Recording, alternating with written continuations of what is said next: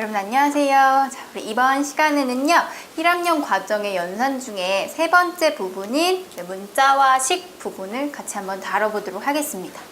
자, 이 문자와 식에 해당하는 것은요 총 3파트로 구성이 되어 있는데 각 파트가 모두 다 중요합니다. 조금 이제 중요한 부분이기도 하고 양이 좀 많기도 하기 때문에 여러분들이 천천히 꼼꼼하게 좀 공부해 보실 필요가 있는 단원인데요. 자, 먼저 우리 첫 번째 파트에서는요 문자의 사용과 시 계산입니다. 이제 숫자가 아니라 문자, 뭐 A, B, C 아니면 뭐 X, Y, Z 이러한 문자들을 여러분들이 주로 사용하게 될 거예요. 이 문자의 사용이라고 하는 것이 초등 과정과 대비되는 가장 큰 차이점 중에 하나인데요.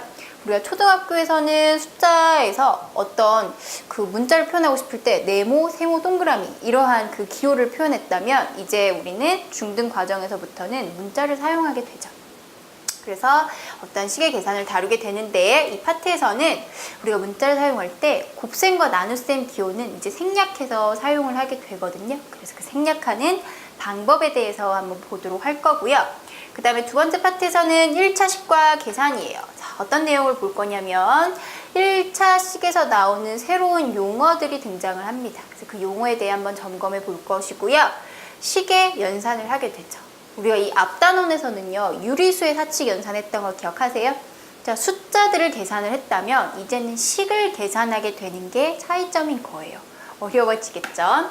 자, 그 다음 세 번째 파트 정말 중요한 파트 중에 하나입니다. 1차 방정식 해서 자, 방정식이라고 하는 개념이 처음 나오게 됩니다. 당연히 1차 방정식에서는요 그 뜻과 방정식을 푸는 방법이 중요하게 돼요. 역시 매번 빠지지 않고 등장하는 문제 중 하나가 1차 방정식 문제예요. 자, 전체적으로 모든 내용이 다 중요한 단원이라고 할 수 있겠습니다. 자, 제일 처음에 우리 첫 번째 파트 문자의 사용과 식의 계산을 한번 보도록 할 텐데요. 곱셈과 나눗셈 기호를 생략하는 방법에 대해서 좀 알아볼게요. 여러분 교재 같이 참고하시면서 확인하시면 되는데 자, 먼저 숫자랑 문자를 곱할 때에는요 곱셈 기호를 생략하는 거죠. 숫자와 문자 혹은 문자와 문자를 곱할 때요. 여러분 숫자와 숫자를 곱할 때 곱셈 기호를 생략하는 것은 아니에요. 자, 예를 들어 3 곱하기 2를 곱할 때 이거를 3, 2 이렇게 곱셈 기호를 생략해 버리시면 안 된다라는 거죠. 숫자 곱할 때 말고요. 언제 할 거냐면 3 곱하기 A 이런 식의 문자를 곱할 때 얘를 그냥 곱셈 기호 싹 빼버리고 3A 이렇게 쓰시면 된다라는 거예요. 자, 그 다음에 A 곱하기 B 문자 곱할 때도 괜찮아요. 곱셈 기호 그냥 빼시고요. A, B 이렇게 그냥 쓰시면 되는 거예요. 숫자 곱할 때만 곱셈 기호 생략하는 게 아니에요. 그거 주의하시고 자, 무작정 곱셈 기호를 빼버리느냐 생략하느냐 그게 아니라 조금의 규칙이 더 있는데 자, 이때 숫자는요 문자 앞에 쓰는 거래요. 그러니까 예를 들어서 아까처럼 3 곱하기 A는 숫자가 앞에 오시는 거죠. 자, 여러분 x 곱하기 5를 곱셈 기호 생략할 때 그냥 곱셈 빼고 x5 이렇게 쓰시는 게 아니라 항상 숫자를 앞에다가요. 얘가 아니라 숫자 앞에 쓰시고 뒤에다 문자 이렇게요. 앞에 숫자가 온다라는 규칙 확인하시고요. 자, 문자는 알파벳 순서로 쓴다. 이건 또 무슨 내용이냐면 우리 문자 곱할 때 예를 들어 a 곱하기 b를 곱셈 기호 생략하면 ab라고 쓸 수 있는데 자, C 곱하기 B를 곱셈 기호 생략할 때 C, B라고 쓰지 마시고요. 문자끼리는요.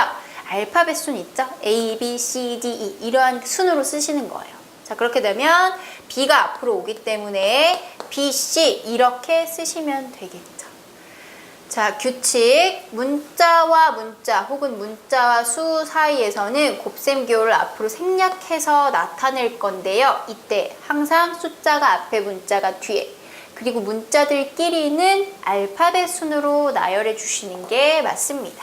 자, 예를 들어 B 곱하기 3 곱하기 A 곱하기 C 이렇게 나온다면요. 곱셈 기호 다 생략할 수 있겠죠. 자, 이때 숫자를 제일 앞에다 쓰시고 문자들은요. 알파벳 순으로 3, A, B, C 이렇게 나타내시는 거예요. 자, 이 뜻은 3 곱하기 A 곱하기 B 곱하기 C 이렇게 중간에 다 곱셈 기호가 들어가 있다라고 보시면 되겠죠. 자, 그리고 같은 문자의 곱은요, 같은 문자를 계속 곱하는 거 우리 제일 처음에 외운 내용이에요. 거듭 제곱의 꼴로 나타내는 거예요. 예를 들어 자, A 곱하기 A 곱하기 A 곱하기 B, 그러면 A, B 이렇게 쓰시는 게 아니라 똑같은 게 3번 곱해져 있죠. 그럼 얘를 거듭 제곱을 사용해서 A 세제곱 B 이렇게 쓰시는 게 맞아요. 같은 것은 우리가 이미 거듭 제곱의 표현을 배웠기 때문에 그거 활용해서 나타내 주시면 되고요. 자, 그 다음에 1과 마이너스 1을 곱할 때 1은 생략해서 쓰실 수가 있어요. 예를 들어서 자, 2 곱하기 x를 생략해서 2x라고 쓰실 수가 있겠죠. 그런데 1 곱하기 x는요, 1x라고 굳이 쓸 필요가 없어요. 1을 곱하면 어때요, 여러분? 2에다가 1을 곱해도 2죠. 3에다가 1을 곱해도 3이죠. 그러니까 곱하기 1을 한다는 것은 결국에 숫자에 아무런 영향을 주지 않기 때문에 이 곱하기 1을 생략해도 좋습니다. 그래서 x라고만 쓰시는 거예요. 곱하기 1. 자, 마이너스도 마찬가지예요. 자, 마이너스 1 곱하기 a는요, 마이너스 a 이렇게 쓰실 수가 있어요. 대신에 마이너스 2 곱하기 b는요, 마이너스 2b 이렇게 쓰셔야 되겠죠? 근데 마이너스 1에서의 1은 생략할 수 있어요.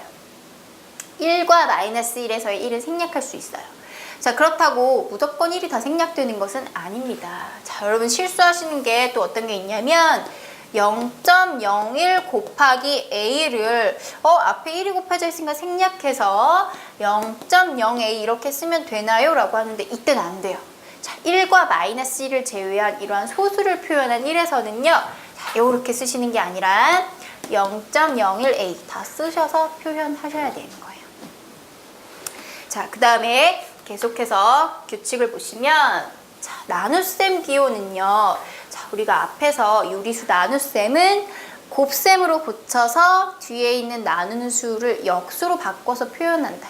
결국에 나눗셈은요, 곱셈으로 생각할 수 있어요. 그렇다면 나눗셈 기호도 곱셈으로 고쳐서 이 곱셈 기호를 생략할 수가 있게 된다는 뜻인 거죠. 자, 예를 들어서요. 5 나누기 2라고 하는 것은요. 5, 이땐 적절한 예가 아니고 5 나누기 x라고 하는 것은요. 5 곱하기 역수 x분의 1 이렇게 해서 바꿔주시고 그 다음에 뒤에 있는 이 곱셈을 생략하시는 거죠. 그러면 x분의 일단 여러분 얘는 분자와 곱해지니까 5 이런 식으로 나타내실 수가 있겠죠. 자, 여러분 a 나누기 b는요. 바로 가자면 분수로 쓰시고요. 뒤에 나누는 수가 분모, 얘가 분자 이렇게 쓰실 수가 있어요. 그래서 나눗셈 기호를 굳이 쓰지 않고서도 식을 표현을 할 수가 있게 됩니다. 자, 교재에 나온 예로 몇 가지 더 설명해 볼게요. 자, x 나누기 3이요. x 나누기 3은 자, 3분의 x 그냥 이렇게 쓰시면 돼요. 중간 과정을 한번 보시면 x 자, 곱셈으로 고치고 3분의 1입니다. 자, 이때 얘는요. 3분의 곱셈 기호 생략하세요. 자, 3분의 1하고요. x는요. 숫자와 문자의 곱이죠. 그럴 때는 우리 숫자를 앞에 쓴다라고 했었죠. 그래서 3분의 1 앞에다 쓰고요. 뒤에다 문자 이렇게 쓰시면 돼요. 그런데 1과 x끼리 곱할 수 있으니까 3분의 x 이렇게 쓰셔도 괜찮아요. 이렇게 써도 되고요. 이렇게 써도 괜찮아요. 자, 그리고 나눗셈일 때는요. 그대로 여기서 여기로 와도 괜찮겠죠. 분모분의 분자 이렇게 쓰셔도 돼요. 자, 그 다음에 y 나누기 자, 여기서 y 나누기 5분의 4를 한번 보도록 하겠습니다. 5분의 4는 자, 이거분의 이거라고 쓰기에는 분모에 또 분수가 들어가 있으니까 되게 복잡하죠. 그걸 이제 번분수라고 하긴 하는데 제가 굳이 설명드리진 않겠습니다. 대신에 다른 방법으로 어떻게 표현할 수 있냐면 y 곱셈으로 그냥 고치시면 되는 거예요. 그리고 뒤에 있는 수에 역수를 갖다 곱하시면 됩니다. 자, 숫자와 문자의 곱이기 때문에 숫자를 앞에 쓰시고 문자 뒤에 쓰셔도 되고요. 이 곱해지는 수는 분자랑 곱해지는 거거든요. 자, 그래서 얘를 4분의 5y 이렇게 분자로 다 올려서 쓰셔도 괜찮아요. 이렇게나 이렇게 정리하실 수가 있습니다. 자, 나눗셈 기호 굳이 쓰지 않고도, 곱셈 기호 쓰지 않고도 간단하게 표현하게 되는 거죠. 이 연습을 일단 여러분들이 잘 해주셔야 뒤에 1차식의 계산을 잘 하실 수가 있어요. 자, 그 다음에 문자 나누기 1, 문자 나누기 마이너스 1에서 1 역시 생략한다 라고 나와 있죠. 자, 뭐냐면 a 나누기 1은 어때요? 분모분의 분자. 그래서 1분의 a라고 쓸 수 있거든요. 이때 얘는 그냥 a라고 표현하시면 된다라는 거예요. 여러분 1분의 2나 얘는 어때요? 1분의 2는 그냥 2라고 하는 숫자를 나타내는 거죠. 1분의 3도 어때요? 그냥 3이라고 쓰시면 되는 거죠. 분모의 1은 굳이 의미가 없어요. 어때요? 나누기 1은 여러분 10 나누기 1은 그냥 10이죠. 20 나누기 1도 그냥 20이죠. 나누기 1은 굳이 의미가 없기 때문에 a라고 그냥 써주실 수가 있고요. a 나누기 마이너스 1도 마찬가지입니다. 마이너스 1분의 a에서는 그냥 부호만 하나 가져오시고요. a 그냥 이렇게 써주셔도 돼요. 자, 마이너스 1로 나누라는 얘기는 그냥 부호만 마이너스 앞에 갖다 붙여주시면 됩니다. 자, 이렇게 해서 우리는 앞으로 숫자보다는 이러한 문자를 표현한 식을 많이 다루게 될 텐데 그때마다 곱셈 기호를 다 쓰게 되면 너무 식이 복잡해져요. 그래서 곱셈 기호를 생략하게 되는데 그 생략하는 규칙에 대해서 한번 살펴보았습니다. 자, 나눗셈도 어떻게 보면 곱셈에 대한 연산과 비슷하기 때문에 나눗셈 기호도 같이 생략할 수 있다라는 거 정리해 두시고요. 자, 그 다음에 대입과 시계값이라고 하는 내용이 나오죠. 어떠한 뜻이냐면 대입이라고 하는 것은요. 대신 들어간다라는 뜻이에요. 자, 문자를 사용한 식에서 문자에 어떤 수가 대신 들어간다라는 거예요. 예를 들어 무슨 말이냐면 x값이 3이라고 한번 해보도록 할게요. 자, 그런데 2x-3이라고 하는 식이 있어요. 얘는 2 곱하기 x 빼기 3인 거예요. 여러분 2x라는 것을 중간에 곱셈 기호가 들어가 있는 것이라고 이제 인식을 하셔야 됩니다. 자, 근데 여기 있는 x가 바로 3이라고 하는 거죠. 요 x 대신에 숫자 3이 들어가는 거예요. 이게 바로 대입입니다. x에 3을 대입한다. 이렇게 확인하시면 되는데요. 그러면 2 곱하기 요 x자리에 바로 3이 들어오는 거죠. 대입이 된 거예요. 마이너스 3. 자, 계산하면 6 빼기 3 해서 3이라고 했을 때 자, 문자에다가 지금 x에다가 수 3을 대입했죠. 그래 놓고 계산한 결과 얘가 바로 이 식의 값이 되는 거예요. 대입이라고 하는 것은 문자 대신에 어떤 수가 대신 들어가서 들어가는 것을 대입이라고 하고요. 그 결과가 바로 그 식의 값이 되는 거예요. 이해되시나요? 자, 예를 들어 다시 한번요. x를 이번에는 2라고 할 건데요. 자, 3x제곱 더하기 5의 식의 값을 구하세요 라고 한다는 얘기는 x 대신에 2를 대입하세요 이렇게 하면 돼요. 자, 3 곱하기죠 여러분. x 대신에 2가 대입해 주시면 2의 제곱 더하기 5. 자, 2의 제곱은요 2를 2번 곱하네. 2 곱하기 2 4죠. 그럼 4 곱하기 3을 또 하세요. 그럼 12 더하기 5 해서 17이라는 값이 나오네요.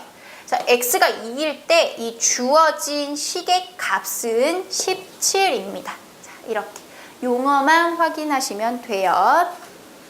이 계산하는 연습은 우리가 뒤에서 계속 또 할 겁니다.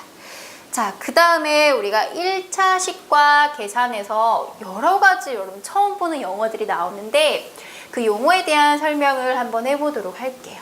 자, 먼저 항이라고 하는 것은요. 수 또는 문자의 곱셈, 나눗셈으로만 이루어진 식. 곱셈 그리고 나눗셈 뭐예요? 자, 생략할 수 있는 기호인 거죠. 곱셈이나 나눗셈 기호 우리 생략하는 거 배웠잖아요. 그죠? 그래서 수 또는 문자의 곱셈, 나눗셈. 예를 들어 2 곱하기 x, 2x 이런 것들이 바로 항이에요. 자, 3 이것도 역시 항이죠. 3 곱하기 1 뭐 이런 식으로. 자, 그 다음에 뭐 x 곱하기 x, x제곱 뭐 이런 것들이 바로 항이에요. 그런데 x 플러스 1 이거는 항일까요 여러분? 이 전체는 항은 아니에요. 곱셈이나 나눗셈이 아닌 덧셈이 들어갔기 때문에 얘는 항이라고 할 수는 없어요. 그래서 이런 거 하나하나가 바로 항이고요. 한 개, 단 한 개는 로만 이루어진 식을 단항식이라고 합니다. 하나의 항으로만 이루어진 식, 이것은 항이면서 동시에 단항식이 되고요. 다항식은 뭐냐면 그러면 여러 개 있다는 거예요. 항이 여러 개 있는 식, 즉 2개 이상의 항으로 이루어진 식을 다항식이라고 해요. 아까처럼 x와 1 각각의 항인데 2개를 더하죠. 그럼 2개 이상으로 이루어진 식, 그래서 얘를 다항식이라고 합니다. 뭐 2a 플러스 3b 얘도 역시 다항식 2개로 이루어져 있고 뒤에다가 다른 걸 하나 더 더하셔도 다른 걸 하나 빼셔도 전체적으로 다항식이 돼요. 되셨죠? 그럼 이 다항식의 항이 몇 개냐라고 물어보면 요 하나하나가 바로 항이기 때문에 곱셈으로만 이루어진 요런 것들, 자 요런 것들이 바로 항이 되고요. 전체적으로는 다항식이 됩니다. 자, 그렇다면 상수항은 무엇이냐면 상수라는 것은 숫자예요. 수로만, 즉 문자 없이 숫자로만 이루어진 항을 상수항이라고 합니다. 자, 예를 들어서 2a 플러스 3b 플러스 5라고 하는 다항식을 볼게요. 항이 몇 개죠? 항은 3개입니다. 자, 이때 숫자로만 이루어진 항이 있나요? 네, 있어요. 여기요. 그쵸? 이게 바로 상수항이에요. 주어진 다항식의 상수항은 플러스 5입니다. 자, 여기서 각 항에서 문자 앞에 곱해진 수를 바로 개수라고 하는데요. 문자가 2개가 있어요. A와 B. 그렇다면 여기서 A의 개수는 무엇이냐면 A 앞에 곱해진 수 2. 요거야, 요거. 얘가 바로 개수예요. 그러니까 개수를 물어볼 때에는 어떤 문자의 개수인지를 알아야 하기 때문에 문자의 개수 이렇게 표현합니다. 자, B의 개수는요. B에 곱해진 숫자요. B 앞에 3이 곱해져 있죠. 그럼 플러스 3 이렇게 되는 거예요. 되시나요? 자, 그 다음에 하나 더 예를 들어볼게요. 자, 여러분 여기서 마이너스 2x 플러스 3y 마이너스 5 이렇게 나왔을 때 항이 3개죠. 이때 상수항은 뭐냐면 5가 아니라 마이너스 5, 부호까지 같이 읽어주셔야 돼요. 자, 마이너스 5, 마이너스면 마이너스 같이. 근데 플러스 5는 플러스 생략할 수 있으니까 그냥 5 혹은 플러스 5 이렇게 하셔도 되죠. 여기서 상수항은 마이너스 5고요. 자, 그럼 x의 개수와 그 다음에 y의 개수, 문자가 2종류가 있으니까 각각의 개수를 한번 확인을 해보면 x의 개수는 x 앞에 곱해진 수니까 마이너스 2예요. 부호까지 같이요. 자, y의 개수는요, 플러스 3이요. 자, 이런 식으로 앞에 곱해진 그 개수의 의미를 확인해 보시고, 자, 계속해서 용어가 많이 나오는데요. 차수, 다항식의 차수라고 하는 것이 뭐냐면 차수는 문자가 곱해진 횟수예요. 그러니까 어떠한 항에서 예를 들어 이 A는 숫자 말고 문자만 보세요. 자, 문자가 보통 하나 써있으면 여기 지수에 제가 1이 생략되어 있는 거라고 했죠. A가 그냥 한 번 있는 거예요. 이게 바로 차수예요. 한 번 곱해져 있어요. 그러면 이 식은 A에 대해서 1차라고 보시면 되고요. 자, 3 앞에 숫자는 사실 상관없지만 A 제곱. 문자가 얘는 3 곱하기 A 곱하기 A죠. A가 2번 곱해져 있어요. 그래서 문자가 몇 번 곱해져 있느냐, 이 지수 2번 곱해져 있죠? 그럼 얘를 바로 2차 항이라고 합니다. 2차. 얘는 1차 항, 얘는 2차 항. 자, 3x는요. 앞에 개수는 중요하지 않고 x가 한 번 곱해져 있죠. 그럼 얘도 역시 1차인데 x에 대한 1차 이렇게 확인하시면 되고요. 뭐 2x 세제곱, 그럼 얘는 3차가 되겠죠? x에 대한 3차. 몇 번 곱해져 있느냐? 이게 바로 차수입니다. 자, 그럼 다항식의 차수는요. 예를 들어서 다항식을 하나 해볼게요. 항이 2개 이상인 식을 한번 써보면, 자, 2x 더하기 3x 제곱 더하기 4y 플러스 5. 자, 4개의 항을 갖고 있는 이러한 다항식에서 차수가 가장 큰 항의 차수를 다항식의 차수라고 하는 거예요. 자, 여기에서는 차수가 뭐가 제일 크죠? 얘는 1차, 얘는 2차, 얘는 1차. 얘가 제일 크죠? 2차죠. 그럼 이 전체적인 다항식의 차수가 바로 2차 식이 되는 거예요. 2차 식. 자, 만약에 A 더하기 3 이런 식이 있더라고. 한번 해볼게요. 얘는 1차죠. 얘는 상수항이에요. 여러분 상수항에서는요. 문자가 곱해져 있지 않죠. 문자가 하나도 안 곱해져 있기 때문에 상수항의 차수는 0이에요. 자, 1차고 0차. 그럼 이 다항식의 차수가 가장 큰 항이 바로 이거인데 1차예요. 그럼 이 식을 바로 1차식이라고 하는 거예요. 다항식의 차수가 1인 다항식을 바로 1차식이라고 합니다. 이해되시죠? 자, 그렇다면 3x 플러스 2도 역시 1차식일 거고요. 2x 제곱 플러스 3x 마이너스 이거는요 2차식이 되겠죠. 이런 식으로 그 다항식의 차수에 따라서 1차식, 2차식, 3차식 이런 식으로 구분하게 돼요. 근데 여러분 중등 과정에서는 전체적으로 2차식까지만 다루실 수 있으면 돼요. 자, 그리고 동류항이라고 하는 것은요 같다라는 의미죠. 어떤 종류가 같은 항을 의미하는데 문자의 종류와 차수, 곱해진 횟수가 같은 항을 동류항이라고 해요. 앞에 개수는 중요하지 않습니다. 자, 예를 들어서 2x하고요 3x는요 문자가 둘 다 x고 차수가 둘 다 1차죠. 그래서 얘네 두 개는 동류항이라고 할 수 있어요. 자, 근데 만약에 2a와 3x는요 둘 다 1차예요. 차수는 같지만 문자의 종류가 다르네요. 그럼 동류항이 아닙니다. 자, 그 다음에 2a와 3a 제곱은요 문자가 a로 같지만 얘는 1차, 얘는 2차. 차수가 달라요. 그럼 또 동류항이 아닌 거예요. 이런 식으로 문자도 같고 차수도 같을 때 동류항이 됩니다. 자, 예를 들어서 5a 제곱, 4a 제곱처럼 둘 다 a라는 문자에 2차, 2차. 그러면 이것과 이것을 바로 동류항이라고 해요. 자, 여기서 동류항을 찾는 것이 중요한 이유는 우리 뒤에 식의 연산을 하실 때요. 동류항끼리만 덧셈과 뺄셈 연산이 가능합니다. 그래서 동류항을 찾는 것이 매우 중요하게 되는 거죠.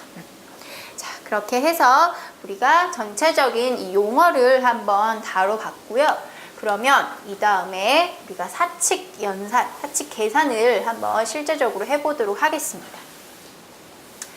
여기서는요, 우리 1학년 과정에서는 일단은 1차식의 계산만 다루게 될 건데 그 중에서 곱셈을 먼저 보도록 할게요. 1차식과 그 다음에 숫자의 계산이에요. 1차식은 여러 문자가 들어가 있죠. 그 문자의 차수가 1인 식을 바로 1차식이라고 하는데 1차식 중에서도 항이 하나만 있는 단항식이 있을 거고 항이 2개 이상인 다항식이 있을 거예요. 자, 어떤 식으로 계산을 하는지 교재를 우리 참고하면서 보도록 할 텐데요. 자, 여기에서는 우리가 앞에 단원에서 그냥 확인만 하고 넘어갔던 곱셈의 연산 법칙이 좀 필요해요. 그 부분만 잠깐 정리하도록 할게요. 자, 곱셈에 대해서는요. 교환 법칙이 성립하고요. 그 다음에 결합 법칙이 성립하고요. 그 다음에 분배 법칙 이렇게 세 가지 법칙을 활용하시면 되는데 자, 교환 법칙이라고 하는 것은요. A 곱하기 B를 할 것을 B 곱하기 A 그러니까 순서를 바꿔서 곱해도 결론 똑같다라는 얘기예요. 2 곱하기 3을 하거나 3 곱하기 2를 하거나 상관없죠. 그 뜻이에요. 자, 그 다음에 결합 법칙은 세수 혹은 세수 이상의 수를 곱할 때 앞에 두 개를 먼저 곱하고 뒤에 걸 곱하나 뒤에 걸 먼저 곱하고 앞에 곱하나 상관없죠. 여러 수를 곱할 때에는 그 중에 어떤 부분만 먼저 곱하고 싶을 경우가 있어요. 그렇게 해야 숫자가 좀 간단해지니까요. 자, 그럼 그때 어떤 부분을 먼저 곱해요. 이런 건 바로 결합 법칙이라고 합니다. 자, 분배 법칙은요. A와 B 더하기 C라고 하는 것을 곱할 때 하나씩 이렇게 곱해주는 거죠. 자, 그래서 A 곱하기 B를 하고요. A 곱하기 C를 한 것을 더합니다.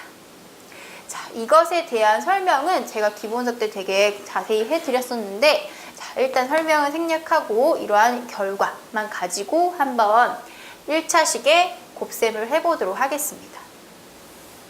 자, 먼저 단항식일 때는 어렵지 않아요. 자, 단항식과 항이 하나만 있는 식이죠. 숫자를 곱하실 때에는 숫자는 숫자끼리, 그 다음에 문자는 문자끼리 곱해주시면 되는 거예요. 자, 예를 들어 3x 곱하기 단항식이죠? 숫자죠? 곱해볼게요. 그럼 3x는요, 결국에 3 곱하기 x를 의미해요. 곱셈교를 써줬을 때는. 자, 곱하기 2. 그럼 이때요. 자, x 곱하기 2를 하나, 2 곱하기 x를 하나 똑같겠죠. 그러니까 이 순서를 바꿔준 것이 바로 교환 법칙이에요. 자, 그러고 나서 3개를 곱하는데 이 숫자는 숫자끼리 먼저 곱할 거거든요. 얘가 바로 결합 법칙이에요. 그래서 6 곱하기 x. 자, 곱셈교 생략해서 6x 이렇게 계산하시면 됩니다. 자, 교환과 결합 법칙을 적당히 활용해서 계산을 하시는데요. 숫자와 단항식을 곱할 때에는 이 단항식 앞에 이 개수와 숫자 있죠? 숫자는 숫자끼리 곱하시고요. 문자는 그냥 뒤에다 써주시면 되는 거예요. 자, 밑에 마이너스 4 곱하기 5a도요.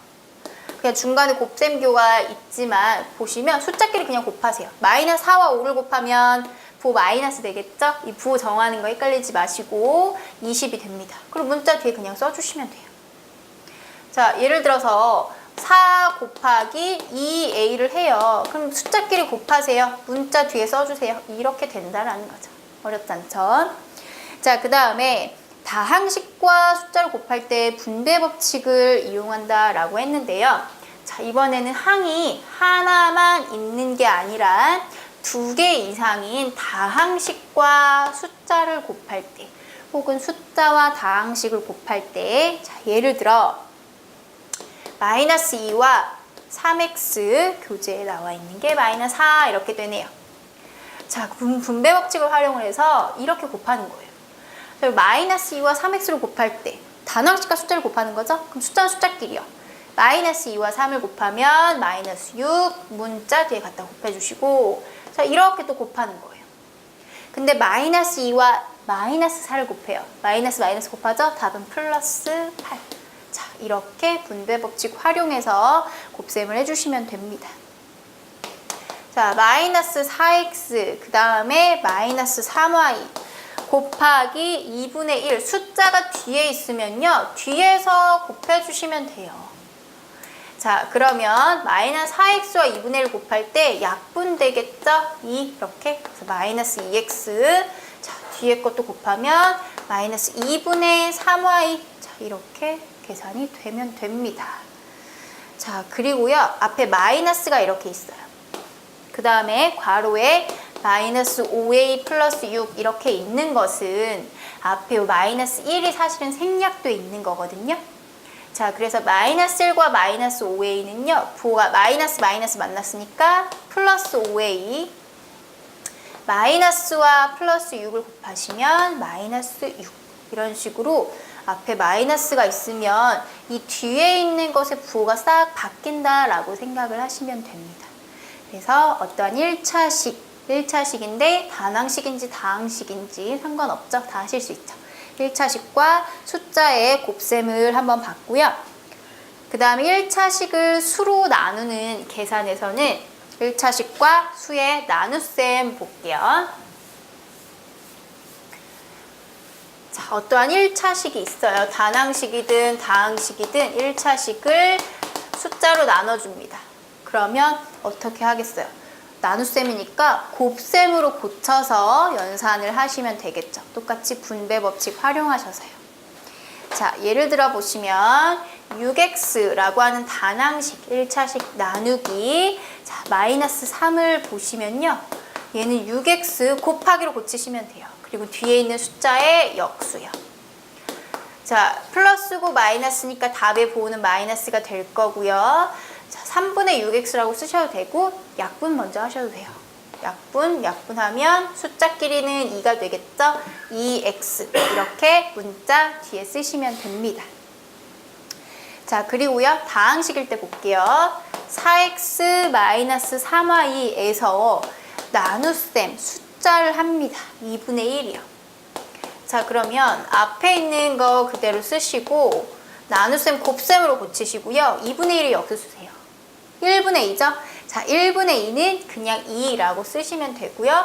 그러고 나면 결국에 곱셈에 분배 법칙 활용하셔서 2를 곱하시면 8x-6y 이런 식으로 정리할 수가 있겠죠? 그래서 1차식과 숫자에 대한 곱셈과 나눗셈. 포인트는 다항식일 때 특히 분배 법칙을 이용을 하셔서 계산을 하시는 거예요. 자, 그 다음에 우리 1차식의 덧셈과 뺄셈. 제일 많이 여러분 아마 다루시는 내용이 덧셈 뺄셈이실 텐데요. 자, 1차식과 덧셈 뺄셈에서는 동류항이 상당히 중요해요. 여기서는 동류항끼리만 계산이 가능합니다. 자, 그 교재에 있는 예를 보시면 4x-3이라고 하는 이 1차식과 자, 그 다음에 2x 플러스 1이라고 하는 이 1차식을 더해 볼게요. 자, 그럼 여기서도요. 4의 괄호를 다 풀으셔도 되겠죠? 그렇게 되면 이것과 이것이 서로 동류항이에요. 그 다음에 얘와 얘, 상수항끼리도 서로 동류항이에요. 이렇게 동류항끼리만 계산을 할 수가 있습니다. 자, 왜 그러냐면 우리가 4x 더하기 2x 서로 동류항이죠? 여러분 4x는 사실 4 곱하기 x 곱하기 4라서 x를 4번 더한 것을 의미해요. x 더하기 x 더하기 x 더하기 x 이게 바로 4x예요. 자, 2x는요. x 더하기 x를 2번 더한 거예요. 이렇게 더하게 되면 결국에 한 문자를 6번 더한 게 되겠죠. 그래서 6x라고 할 수 있어요. 두 개가 동류항이라고 한다면 자, 얘가 4번, 얘가 2번. 그래서 앞에 개수끼리 더하세요. 그래서 6번 x가 더해졌다. 이렇게 계산이 되는 겁니다. 근데 4a 더하기 2b 동류항이 아니죠. 그럼 얘는 a가 4번 더해졌고 b는 2번 더해졌어요. 근데 a랑 b는 더할 수가 없어요. 같은 문자가 아니잖아요. 그쵸? 그럼 여기서 그냥 끝이에요. 4a 플러스 2b는 그냥 더 이상 계산이 안 되고 거기서 끝. 그래서 동류항끼리만 더하거나 뺄 수 있다. 그리고 방법은 앞에 개수끼리 더하거나 빼고 문자는 뒤에 그대로 붙여주시면 되는 거예요. 자, 그러면 4x 플러스 2x 얘도 역시 순서를 앞에서부터 하는 게 아니라 편한 거 먼저 뽑아서 하죠. 교환법칙, 결합법칙, 덧셈에 대한 교환법칙, 결합법칙 성립하니까요. 자, 4x와 2x를 먼저 더할 거고요. 동류항이라서 상수항끼리 더할 거예요. 동류항이니까. 그럼 이 앞에는 6x가 되고 뒤에는 마이너스 2 이렇게 계산이 되겠죠. 자, 이 덧셈 연산은요. 우리가 세로 연산도 할 수 있는데 4x 마이너스 3, 2x 플러스 1을 이렇게 세로로 더하게 되면요. 동류항 맞춰서 더해 주시는 거예요. 여기 6x, 얘가 마이너스 2 이런 식으로요. 자, 그 다음에 뺄셈도 한번 보자면 이런 뺄셈도 역시 동류항끼리만 가능합니다. 자, 교재를 보시면 앞에 x-2, 그 다음에 빼기 3x-4 이렇게 뺄셈이 나와 있는데 덧셈보다는 조금 주의해 주셔야 되죠. 왜냐하면 앞에 x-2고요. 여기 마이너스 1이 곱해져 있다고 보시면 되고 이렇게 분배 법칙 활용하시면 이 뒤에 있는 식의 각 항의 부호가 모두 바뀌어서 괄호를 먼저 푸시는 거예요.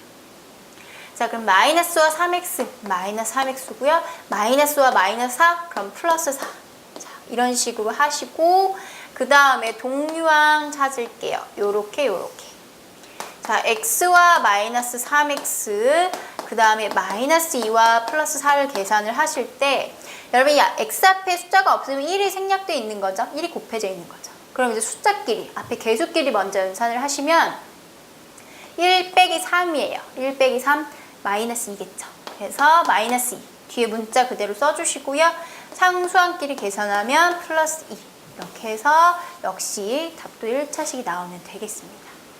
자, 얘도 세로셈 한번 해보도록 할게요. x-2에서 3x-4를 뺄 때에는요. 어떤 식으로 하시면 되냐면 덧셈으로 고치고 뒤에 있는 부호를 싹 바꿔주시는 거예요. 이게 없으면 플러스니까 마이너스로 고치고 플러스로 이렇게 고치면 되겠죠. 자, 그러면 덧셈이니까 x 마이너스 3x 마이너스 2x 마이너스 2 플러스 4 그럼 플러스 2 이렇게 세로셈으로도 한번 연습을 해보시는 게 중요합니다. 자, 이렇게 우리 1차식끼리의 덧셈 뺄셈을 연습해봤는데요. 1차식의 덧셈 뺄셈에서는 동류항끼리만 가능하다라는 점 꼭 기억을 하셔야 되겠습니다. 자, 그리고 또 정말 중요한 세 번째 파트 같이 한번 볼게요. 자, 일단 1차 방정식을 이제 공부하기 전에 등식이라고 하는 개념을 여러분들이 확인하셔야 되는데요. 등식은 이 등이라고 하는 게 같다라는 뜻이에요. 같을 등자를 쓰셔서 자, 같다라는 기호가 우리 등호 요거 있네요. 그죠? 이 등호를 사용한 식을 바로 등식이라고 해요. 자, 하나의 등식을 제가 예를 들어 볼게요. 자, x 더하기 2는 등호 썼죠? 자, 5 이러한 등식이 하나 있습니다. 그러면 여기서 이 식을 만족하는 x값이 얼마일까요? 얼마에다가 2를 더해야 5가 되죠? 자, 여러분 쉽게 찾으실 수 있죠. x값은 바로 3입니다. 자, x가 3이라는 것을 우리가 구할 수 있는데요. 그럼 x가 3이 아니면 등호가 성립할까요? 예를 들어 x가 5라고 해볼게요. 그럼 5 더하기 2는 5가 되나요? 안 되죠. 그쵸? 어떠한 x에 대해서는 이 식이 맞지만 어떠한 x에서는 저 식이 맞지가 않게 돼요. 등호가 성립하지 않습니다. 즉, 식이 같아지지가 않아요. 그래서 이런 식으로 등식은 등식인데 어떤 x에 대해서는 저 식이 맞게 되고 어떤 x에 대해서는 식이 틀리게 돼요. 참이 되거나 거짓이 되는 그러한 식을 우리가 방정식이라고 합니다. 그렇다면 방정식은 그 식이 맞게 되는 x값이 있거든요. 그 x값을 바로 방정식의 해 또는 방정식의 근이라고 하는 거죠. 그렇다면 항등식이라고 하는 것은 무엇이냐면요. 자, 하나의 등식을 또 한번 설명을 해볼게요. 자, x 더하기 1은 x 더하기 1이라고 하는 등식이 있어요. 만약에 x가 1이라고 한다면 1 더하기 1 더하기 1 서로 같죠? 1일 때 성립하네요. 그 다음에 x가 2일 때는 어때요? 2 더하기 2 더하기 1 서로 같겠죠? 이런 식으로 모든 x에 대해서 항상 저 등호가 성립하는 식이 있어요. 그게 바로 항등식이에요. 항상 등호가 성립하는 식을 항등식이라고 합니다. 자, 이때 여러분 이 등식에서요. 등호를 기준으로 왼쪽에 있는 식을 우리가 왼쪽 변이라고 하고요. 오른쪽에 있는 것을 우변이라고 할 거예요. 자, 두 개를 합해서 양변이라고 불러요. 양변. 그렇다면 우리가 쉽게 항등식을 찾을 수 있는 방법은요. 좌변과 우변의 형태가 같은 것. 이게 바로 항등식의 형태가 되겠죠. 자, 등호가 있는 식을 우리가 등식이라고 부릅니다. 이 등식은요, 두 가지로 나뉘게 돼요. x값에 따라 참이 되기도 하고 거짓이 되기도 하는 식을 방정식이라고 하고요. 어떠한 x를 넣든 모든 x에 대해서 성립하는 식을 항상 성립하는 식에서 항등식이라고 불러요. 자, 우리는 이 항등식보다는 방정식에 초점을 맞추어서 공부를 할 건데요. 방정식의 포인트는 뭐예요? 어떤 x에 따라 참이 되기도 하고 거짓이 되기도 하죠. 그럼 그 참이 되게 하는 바로 x값이 무엇이냐? 그게 바로 해라고 하는 건데 이 해를 구하는 것이 바로 방정식을 푼다라고 하는 거예요. 여기서 우리가 이 식이 참이 되는 x값을 구했죠. 3. 그럼 이 3이 바로 이 방정식의 해가 되는 거고요. x가 3이라는 것을 찾은 것을 방정식을 푼다라고 하는 거예요. 이 방정식을 풀었더니 x가 3이 나왔습니다. 자, 이런 식으로요. 자, 그렇다면 이 방정식 중에서도 특히 우리가 1차 방정식이라고 하는 것을 다루게 될 텐데 그 방정식, 1차 방정식을 보기 전에 등식의 성질을 좀 알아보도록 하겠습니다. 등식의 성질은요. 만약에 A와 B가 같다라고 해볼게요. 좌변과 우변이 같은 상황에서 양변에 같은 수를 더했을 때 등호가 성립한다라는 게 첫 번째 등식의 성질이에요. A와 B가 같은데 양변에 똑같이 C씩 더해줘요. 그럼 당연히 여전히 같겠죠. 자, 그 다음에 A와 B가 또 같은 상황에서 이번에 C를 빼고 여기도 C를 빼요. 그럼 여전히 또 등호가 성립하겠죠? 두 번째 등식의 성질입니다. 자, 그 다음에 A와 B가 같은데 양변에 똑같이 C를 곱해줘요. 여전히 등호가 성립하고요. 양변에 C를 나눠줍니다. 자, C를 나눈다는 얘기는 여러분 이거 C분의 A가 된다는 얘기죠. C분의 B가 된다는 얘기죠. 이래도 역시 등호가 성립하는데 중요한 것은 자, 제가 분모에는 무조건 0이 되면 안 된다라고 했어요. 그래서 여기서 C는 0이 아닐 때에만 이 네 번째 성질, 즉 0이 아닌 수를 나눌 때에만 등호가 성립하게 됩니다. 자, 이 네 가지가 바로 등식의 성질인데 얘를 왜 설명을 하냐면 우리가 뒤에 이항이라고 하는 개념을 설명하기 위해서예요.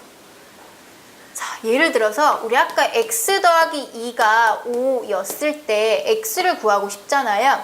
그런 방정식을 푸실 때는 항상 이 좌변에 x값만 남기고 다른 항은 다 없애버릴 거예요.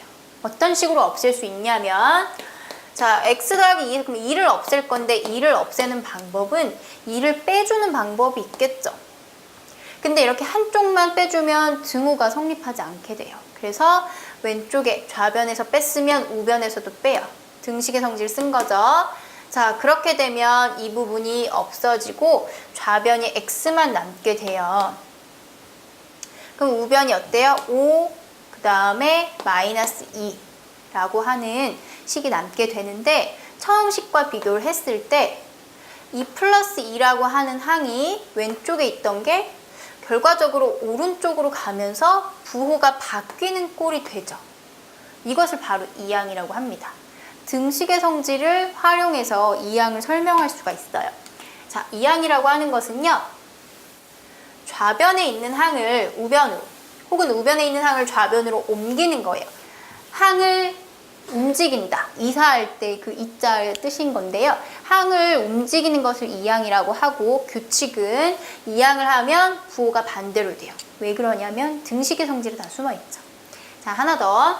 예를 들어서 x 플러스 5가 3이라고 한다면 이 5를 없애서 x값을 구하고 싶은 거거든요. x가 얼마인지 좌변에 x만 남기고 싶을 때에는 여기다가 5를 빼주시면 이 부분이 없어지죠. 그럼 똑같이 우변에도 빼주셔야 돼요. 그럼 여기가 이제 없어졌고 자, 우변에는 3 마이너스 5를 계산을 하시면 되는데요. 자, 여기에서 이 부분이 없어졌어요. 그러니까 원래 식과 비교하면 좌변에 있던 이 플러스 5가 우변으로 넘어간 것처럼 보이게 되는 거예요. 그렇다면 이제 항을 옮기면서는 부호가 반대로 바뀌어져 있어야 되는 거죠. 여기가 플러스면 양변을 뺄 거고 마이너스면 양변 더할 거라서 항상 반대 부호를 여기다 붙여주시는 거예요. 이항하시는 거 알겠죠? 그럼 여기에서 x값이 3 빼기 5니까 마이너스 2라고 해가 나오게 돼요. 주어진 방정식의 해를 구하게 된 거죠. 자, 이 이항의 과정을 설명하면서요. 사실은 1차 방정식을 푸는 방법을 여러분 다 보게 되신 건데 자, 마지막 1차 방정식에 대한 내용을 한번 정리해 볼게요.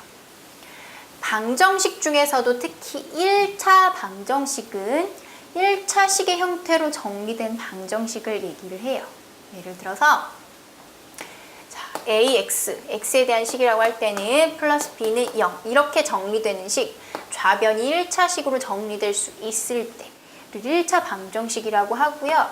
여기서 a는 0이 되면 안 돼요. 만약에 a가 0이면 이 부분이 싹 0이 돼서 1차항이 아니라 상수항만 남게 되겠죠. b라고 한 a와 b를 숫자라고 했을 때 그러니까 무슨 뜻이냐면 자, 2x 플러스 3은 0 1차 방정식 맞나요? 맞죠? 그러니까 1차 식이니까 자, 근데 4x 마이너스 2 여러분 이거 1차 방정식 맞나요? 얘는 아니에요. 왜냐면 1차 식이긴 하지만 방정식은 아니죠. 방정식은 반드시 등호의 일종이에요. 등식의 일종이기 때문에 등호를 가지고 있으셔야 돼요. 자, 그래서 등식은 아니라서 얘는 1차 식이지 1차 방정식은 아닌 거죠. 자, 보세요. 자, 3x 더하기 5는 4. 1차 방정식 맞나요? 맞죠? 자, 2x 플러스 4는 2x 마이너스 4 맞나요? 얘는 아니에요. 왜냐면 양변에 2x를 모두 빼게 되면요. 등식의 성질을 이용을 해서 빼게 되면 1차항이 결국에 없어지게 됩니다. 그럼 얘는 더 이상 1차 방정식이 아닌 거죠. 자, 예를 들어 2x제곱 플러스 3x는 0. 1차식 맞나요? 아니죠? 2차 방정식이 되는 거죠. 자, 그치만 2차항의 형태가 이렇게 있다고 하더라도 정리를 했을 때요. 이 2차항과 이 2차항이 2항에서 서로 소거가 되면 1차식만 남게 되는 방정식이 되는 거예요. 그래서 이런 경우는 2차항이 있긴 하지만 정리했을 때 우리가 1차 방정식이 된다라고 할 수가 있어요. 자, 1차 방정식의 형태에 대해서 알아봤는데 그렇다면 이 1차 방정식을 푸는 법, 즉 해를 구하는 방법은요. 여러분 이미 다 하실 수 있어요. 실질적인 예를 들어서 보도록 할게요. 자, 2x 플러스 3은 5라고 하는 1차 방정식을 푸세요 라고 할 때에는 일단 x항만 남기고요. 나머지 상수항을 다 우변으로 보내세요. 그걸 뭐라고 하냐면 이항한다 라고 하는 거예요. 이 상수항을요. 우변으로 이항하시게 됩니다. 좌변에 x만 남기고 자, 이항할 때의 중요한 점은 플러스 3이에요. 그럼 부가 바뀌어서 들어가는 거였죠. 따라서 2x는 2가 돼요. 그럼 x는 얼마인가요, 여러분? 자, x 앞에 2가 곱해져 있으니까 등식의 성질도 써서 양변을 똑같이 2로 나누시는 거예요. 자, 그래서 x 값은 1 이렇게 주어진 1차 방정식의 해를 구하시면 돼요. 자, 그 다음에 3x 더하기 5는 뭐라고 해볼까요? 10이라고 한번 해볼게요. 그러면 20이라고 한번 해봅시다. 자, 이 1차 방정식을 한번 풀어볼게요. 앞에 마이너스 보드 한번 줘보도록 할게요. 자, 일단 1차항 남기고 상수항을 다 보내세요. 그럼 마이너스 3x는 20에 자, 이항하면 마이너스 5 부호 바뀌는 거 항상 주의하시고요. 마이너스 3x가 우변 계산하면 15가 되겠죠? 자, 그럼 x는요. x 앞에 이 개수로 양변을 나눠주시면 됩니다. 자, 그래서 x 값은 그럼 마이너스와 플러스를 나누는 거라서 결과는 마이너스가 되고요. 3분의 15 약분해서 5가 되겠죠? 따라서 x 값은 마이너스 5 이렇게 해서 1차 방정식을 풀어보실 수가 있습니다. 자, 이 1차 방정식 푸는 문제는요. 자주 등장하는 문제이기 때문에 여러분들이 잘 연습을 해주셔야 되는데 자, 우리 뒤에 있는 예제 문제 같이 한번 확인하면서 정리해 보도록 할게요. 자, 먼저 1번은요. 다항식을 간단히 하는 거예요. 즉 다항식의 연산, 곱셈과 그 다음에 덧셈, 뺄셈 연산을 하시면 되는데 자, 앞에서 2가 곱해져 있으면 분배 법칙 활용해서 이를 전체적으로 곱하죠. 그렇다면 8x 마이너스 2가 되고요. 그 다음에 마이너스도요. 곱하면서 부호를 싹 바꿔주시면 돼요. 마이너스 x 마이너스 2 이렇게. 자, 그러면 여기서 동류항끼리 계산하죠. 마이너스 자, 8x하고 마이너스 x요. 그럼 8 빼기 1 하고 뒤에 x만 붙여주시면 돼요. 그 다음에 마이너스 2, 마이너스 2 상수항끼리 동류항 계산하시면 앞에 게 7x 그 다음에 뒤에 거는 마이너스 4 이렇게 정리가 되면서 2번임을 확인하실 수가 있습니다. 자, 식의 계산이었고요. 그 다음에 2번은요. x가 마이너스 3일 때 주어진 식의 값은 x에다가 마이너스 3을 대입하시면 되는 거죠. 자, 그럼 얘는요. 마이너스 1 곱하기 x 곱하기 x를 의미하는 항이죠. 더하기 3 곱하기 x인 거예요. 그럼 이 x에 각각 마이너스 3을 넣어보시면 마이너스 3 곱하기 마이너스 3 더하기 3 곱하기 마이너스 3. 자, 여러분 사측 연산이 섞여 있을 때는 무조건 곱셈, 나눗셈 먼저. 그 다음이 덧셈, 뺄셈이에요. 앞에서부터 순서대로 하는 게 아니라 이 덧셈을 기준으로 여기 계산, 여기 먼저 계산하고 마지막에 더하는 거죠. 자, 그럼 앞에 거는요. 마이너스가 3개 있으니까 답이 마이너스가 나올 거고 1 곱하기 3 곱하기 3 해서 9 이렇게 돼요. 더하기 3 곱하기 마이너스 3은 마이너스 9. 자, 그럼 마이너스 9와 마이너스 9를 더하는 거니까 마이너스 18이 되겠죠. 자, 그 다음에 3번은요. 1차 방정식을 푸는 거예요. 자, 1차 방정식을 우리가 아까의 방법대로 푸셔도 되고요. 어떤 방법이 또 있냐면 1, 2, 3, 4 보기가 이렇게 4개가 주어져 있다면 이 4개의 x값을 모두 식에 대입을 해보세요. 그랬을 때 등호가 성립하게 되는 그러한 x값이 있다면 그게 바로 해가 되는 거예요. 근데 이렇게 일일이 또 4번씩이나 다 해보면 시간이 오래 걸리기 때문에 어떤 식으로 푸냐면 자, 여기에서 x항만 남기고 상수항을 우변으로 아까 2항을 했었는데요. x항이 우변에도 있어요. 그럼 어때요? 자, 우변에 있는 건 x항은 모두 좌변으로 몰아주시고 상수항을 우변으로 다 몰아주시는 거예요. 자, 2항을 하면서 x를 보낼 때에는 부호 바뀌어서 마이너스 x가 될 거고요. 마이너스 3 원래 있었고 자, 마이너스 1을 넘길 때에는 플러스 1 이런 식으로 부호가 바뀌면서 들어가시면 됩니다. 자, 그렇다면 3x 마이너스 x 동류항끼리 계산하면 2x. 자, 우변은 마이너스 2. 자, 양변 2로 나눠주세요. 그러면 x값이 바로 마이너스 1이라고 하는 해를 구하실 수가 있겠죠. 방정식을 한번 풀어봤고요. 자, 그 다음에 4번도 역시 방정식을 푸는 문제죠. 조금은 더 복잡한 형태의 방정식인데요. 먼저 식을 정리부터 하셔야 돼요. 마이너스를 이렇게 분배해서 풀어주시면 마이너스 x에 플러스 2 7을 더하고 x 더하기 5. 자, 이때 x가 좌변으로 이항이 될 거고요. 이 상수항도 우변으로 이항이 될 건데 2와 7을 각각 이항하셔도 되지만 계산하면서 이항하셔도 돼요. 9 이렇게.